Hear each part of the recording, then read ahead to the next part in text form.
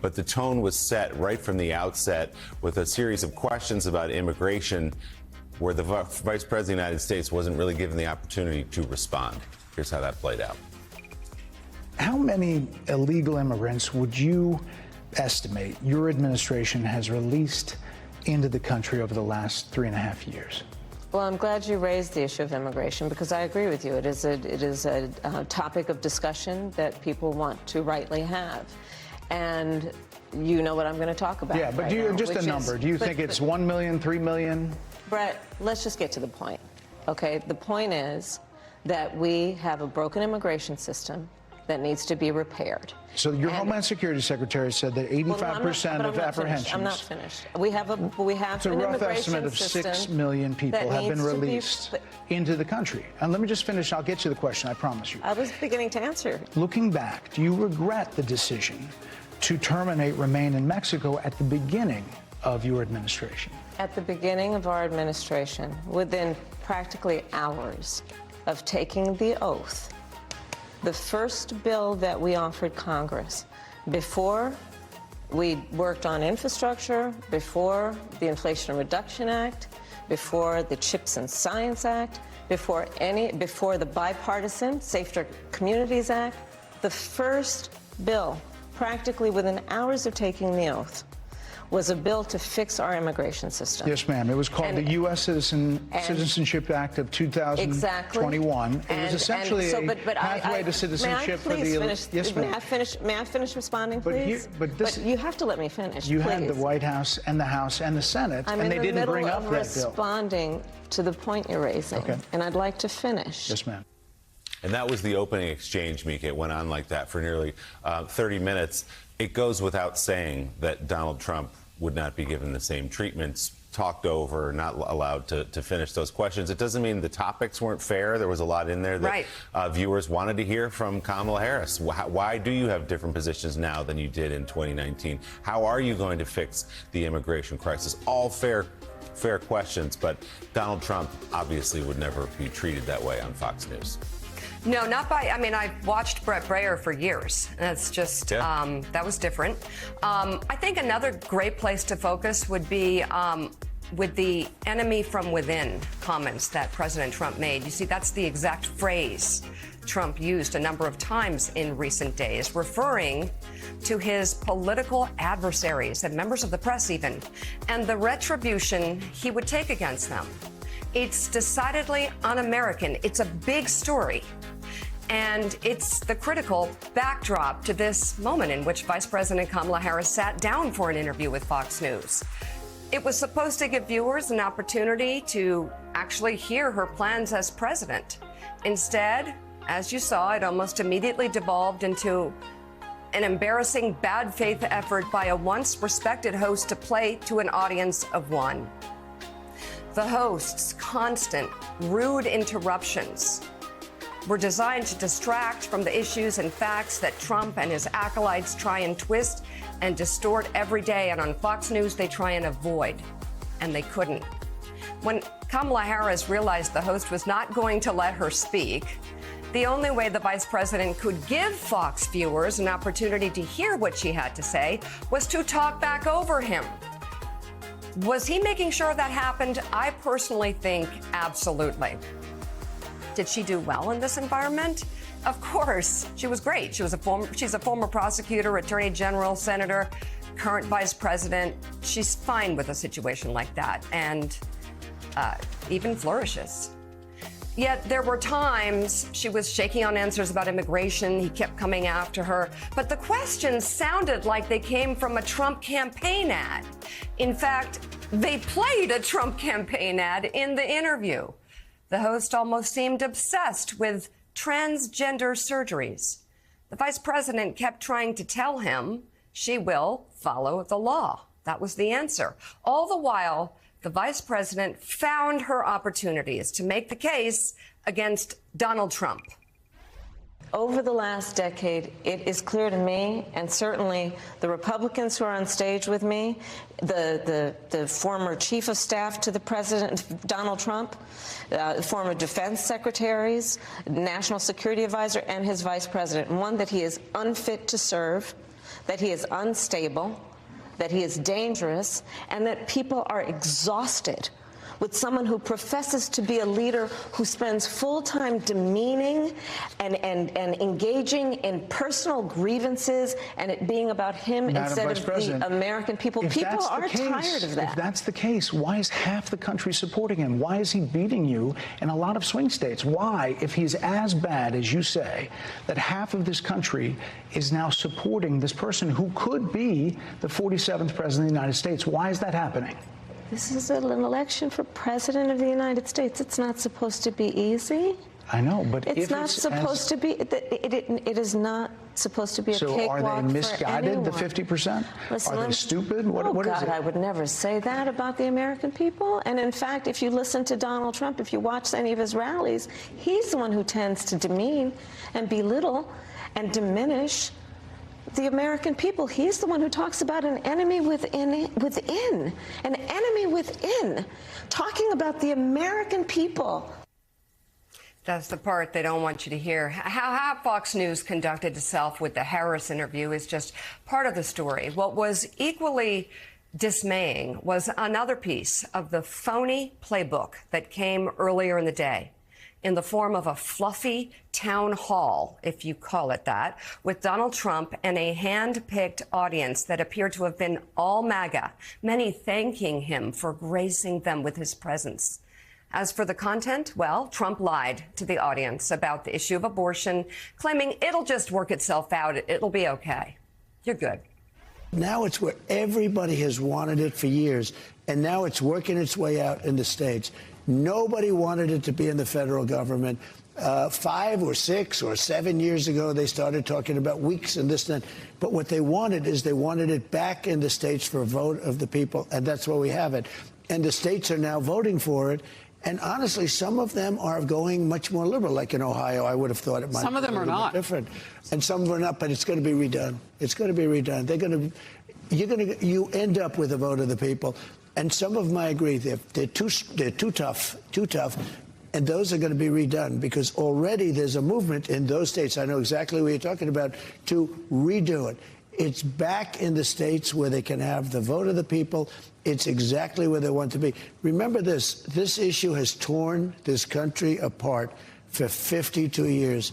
So we got it back in the states. We have a vote of the people, and it's working its way through the system. And ultimately, it's going to be the right thing.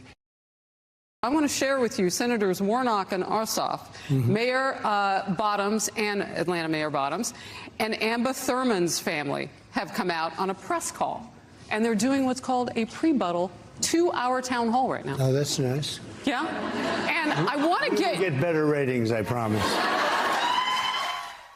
Yeah. Okay. So is he changing his position about abortion after overturning Roe and saying women should be punished for, and by the way, joking about a woman who died arguably because of a severe abortion ban allowed to be in place because of Donald Trump? Classy. But it'll all work out, right? Yeah. He also said, by the way, this was interesting, that he's the father of IVF, moments before admitting he only learned about the issue this year. Oh, I want to talk about IVF. I'm the father. You don't hear that every day. I'm the father of IVF, so I want to hear this question. I got a call from Katie Britt, a young, just a fantastically attractive person from Alabama. She's a senator. And she called me up like emergency, because an Alabama judge had ruled that the IVF clinics were illegal and they have to be closed down. A judge. And I said, explain IVF very quickly. And within about 2 minutes, I understood it. I said, no, we're totally in favor of IVF. I came out with a statement within an hour, a really powerful statement with some experts, really powerful. And we went totally in favor. The Republican Party, the whole party, Alabama legislature, a day later overturned, meaning approved it, overturned, the judge essentially approved it. And we really are the party for IVF. We want fertilization, and it's all the way. And the Democrats tried to attack us on it, and we're out there on IVF even more than them. So we're totally in favor of it.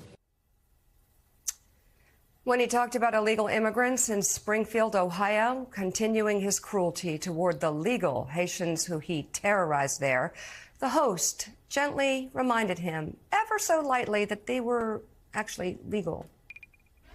Springfield, Ohio, they have 50,000, 52,000 people. No problems, no real crime, no, beautiful community. They just dropped 30,000 illegal aliens in Springfield, Ohio, and it's become a different place. We're going to destroy our country. Our country is going... Actually, it's horrible. You know, there's more to that story. They are here legally. Yep. And there are programs that the current administration has put into place to do those flights. So we recently learned, we didn't have any number to compare it to, so all of a sudden we knew 1.5 million people had come in through those flights. And we know the numbers have lessened at the border because of what they're doing, partially right. Well, I mean, the timing of it is interesting. Right? But the numbers get made up by the people that we can't see in the flights. And all of it has a burden on the economy. Okay, so legal, illegal, whatever, you know. But then you go to the evening, the polar opposite. We witnessed a man who spent his life as a down-the-middle journalist, seeming to throw it all away for his audience of one, interrupting the vice president awkwardly and unnecessarily, ignoring many issues that define this campaign, including a woman's right to health care freedom. Most disturbing was when he showed a misleading clip about Donald Trump responding to a question about his enemy from within comments. He's the one who talks about an enemy within, an enemy within, talking about the American people, suggesting he would turn the American military on the American people. We asked that question to the former president today. Harris Faulkner had a town hall, and this is how he responded. I heard about that. They were saying I was like threatening. I'm not threatening anybody. They're the ones doing the threatening. They do phony investigations. I've been investigated more than Alphonse Capone. He was the greatest gangster. No, it's true. No, but think of it. It's called weaponization of government. It's a terrible thing. So, Brett, I'm sorry, and with all due respect, that clip was not what he has been saying about the enemy within that he has repeated when he's speaking about the American people. That's not what you just showed. Well, he was asked about that specific... No, that's not what you just showed. In all fairness and respect to you... that was the question that we asked him. You didn't show that, and here's the bottom line. He has repeated it many times, and you and I both know that. And you and I both know that he has talked about turning the American military on the American people. He has talked about going after people who are engaged in peaceful protest. He has talked about locking people up because they disagree with him. This is a democracy. And in a democracy, the President of the United States, in the United States of America, should be willing to be able to handle criticism without saying he'd lock people up for doing it. And this is what is at stake, which is why you have someone like the former chairman of the Joint Chiefs of Staff saying what Mark Milley has said about Donald Trump being a threat to the United States of America. She got it in there. You see, the concern is that Trump has clearly indicated he intends to use the military to go after his adversaries in this country. And in his Fox-friendly town hall, Trump doubled down on that, this time actually naming names. But that's not the clip they showed Kamala Harris. And the vice president called out Fox News on Fox News. Here's the full clip they should have shown. I wasn't unhinged. You know what they are? They're a party of sound bites. Somebody asked me, can they be brought together? You know, I never thought, really, I wasn't thinking like they could, because they're very, very different. And it is the enemy from within, and they're very dangerous. They're Marxists and communists and fascists, and they're sick. I use a guy like Adam Schiff because they made up the Russia hoax. It took 2 years to solve the problem. Absolutely nothing was done wrong, et cetera, et cetera. They're dangerous for our country. We have China, we have Russia, we have all these countries. If you have a smart president, they can all be handled. The more difficult are, the Pelosi's, these people, they're so sick. and they're so evil. If they would spend their time trying to make America great again, it would be so easy to make this country great. But when I heard about that, they were saying I was like threatening. I'm not threatening anybody. They're the ones doing the threatening. They do phony investigations. I've been investigated more than Alphonse Capone. He was the greatest gangster. No, it's true. No, but think of it. It's called weaponization of government. It's a terrible thing. All right. They're the threat to democracy. It's simply another sign of what appears to be a threat of fascism. Yes, we need to say that word. As for Fox, there was nothing fair and balanced about what we saw play out yesterday over their airwaves.